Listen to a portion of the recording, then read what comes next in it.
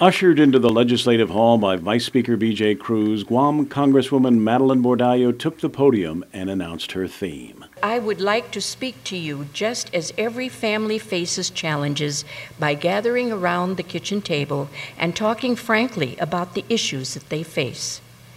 Tonight, let's have an open and candid discussion as a family and as a community about the federal issues important to all of us. She turned first to the blunt budget realities in Washington, D.C. Every member of Congress and federal agency is faced with the daunting task of reducing the federal deficit.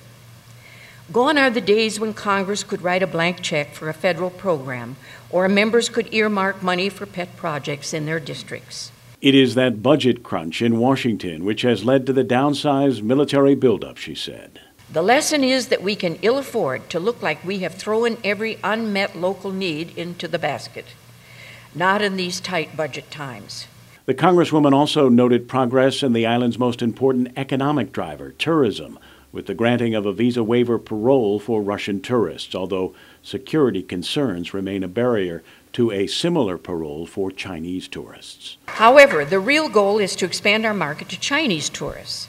I believe that we need to find ways to address legitimate security concerns, and we are now working with Governor Calvo and the visitor industry to provide necessary information to help us succeed.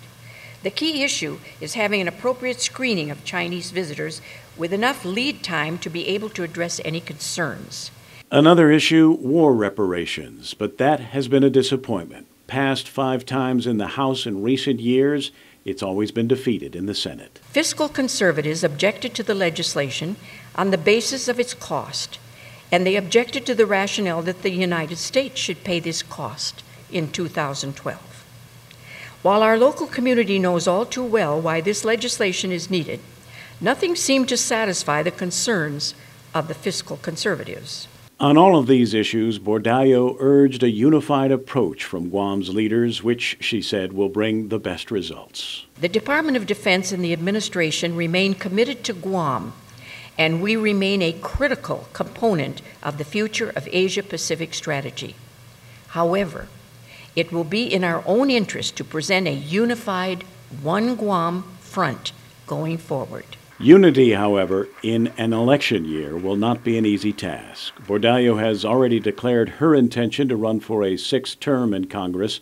She is facing a declared challenge from Republican Frank Blas Jr. and a possible challenge from within her own party from former Democratic Governor Carl Gutierrez.